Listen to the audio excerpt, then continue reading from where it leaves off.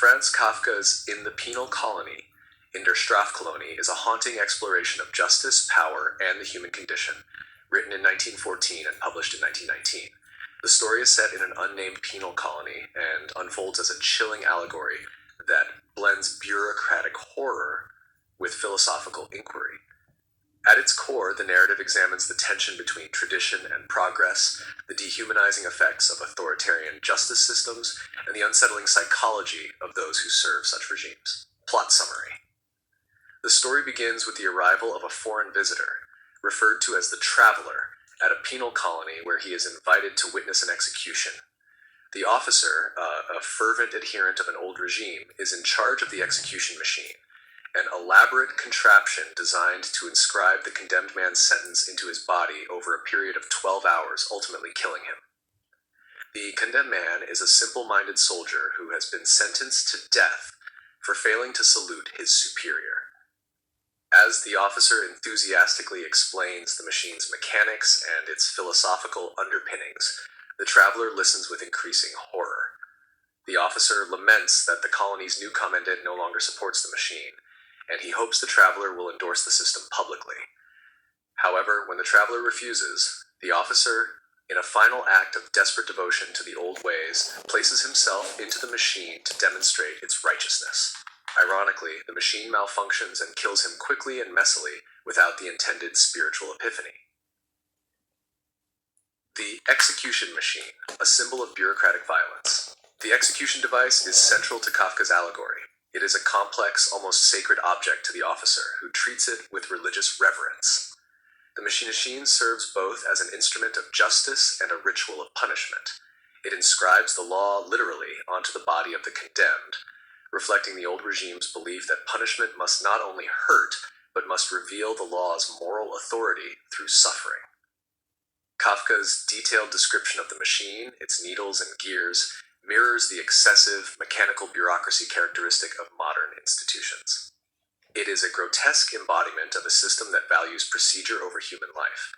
The fact that the condemned man is unaware of his sentence or the procedure of his trial underlines the complete absence of due process and thus the inhumanity of such a system. The officer, fanatic of a dying order. The officer is perhaps the most compelling and tragic figure in the story. He is a zealot for the old penal philosophy, one that equates suffering with redemption. He sees beauty and meaning in the slow, torturous death the machine delivers. To him, this method of execution is not only a form of justice, but also a kind of religious experience. He refers to the spiritual awakening that the condemned are supposed to feel during the final hours, suggesting a warped notion of salvation through pain. The officer's refusal to recognize the inherent cruelty of the machine, his blindness to the possibility of reform, and his ultimate decision to sacrifice himself all reflect the destructive power of ideological rigidity. He embodies the dangerous loyalty to tradition that persists even in the face of moral and societal evolution. The Traveler, passive modernity. The Traveler acts as an observer and a stand-in for Kafka's readers. He is a representative of the modern world, rational, progressive, and diplomatic. His reaction to the machine is one of horror, yet he chooses not to confront the system directly. Instead, he maintains a posture of neutrality, declining to support or explicitly condemn the officer's actions. Kafka seems to critique this passivity. The traveler's refusal to intervene, even when witnessing cruelty, reflects the moral ambiguity and complicity of modern liberal societies when confronting injustice. His decision to leave the penal colony without making a statement mirrors the tendency to prioritize personal ethics over public responsibility. Justice and its absurdity. Kafka's story interrogates the very nature of justice. The absence of trial or defense, the absurdity of the punishment, and the machine's sacred status all point to the irrational and arbitrary essence of the penal system. In Kafka's world, justice is not about fairness or rehabilitation. It is about obedience, ritual, and spectacle. The old commandant who invented the machine and established its use is portrayed almost mythically. A plaque above his grave suggests that he will rise again and restore the old order, echoing religious messianic hopes. This veneration of authority, despite its violence, underscores the danger of ideological systems that conflate law with absolute power. Kafka is not offering a direct critique of any one political regime. Rather, he reveals how systems of power can become autonomous, self-justifying, and detached from human compassion. The officer does not question whether the condemned man deserves death. He only concerns himself with executing the punishment perfectly. In such a world, individuals are reduced to objects within a machine. Themes of alienation and absurdity. Alienation is a common theme in Kafka's work, and in The Penal Colony is no exception.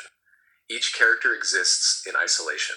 The officer clings to a dying ideology, the traveler remains detached, the condemned man is voiceless and unaware of his fate, and even the new commandant, who never appears directly, is seen as remote and non-confrontational.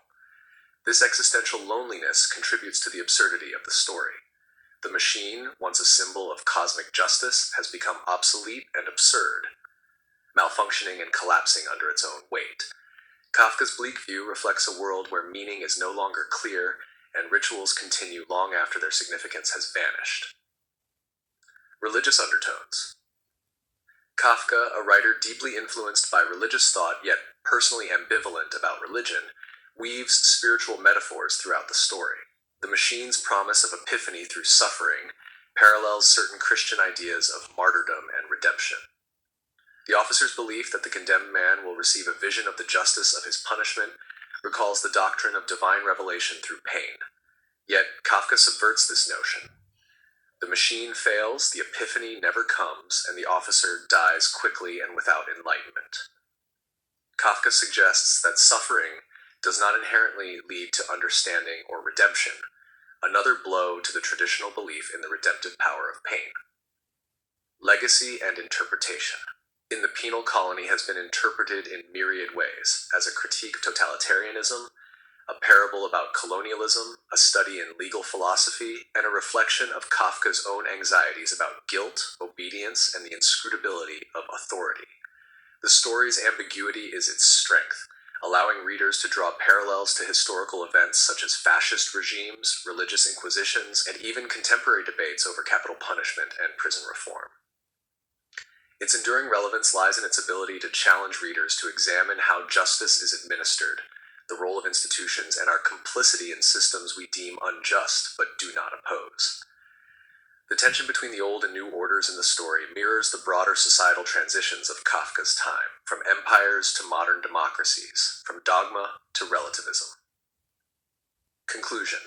In The Penal Colony is one of Kafka's most potent and disturbing works, encapsulating his themes of alienation, the absurdity of bureaucratic systems, and the dark side of obedience to tradition.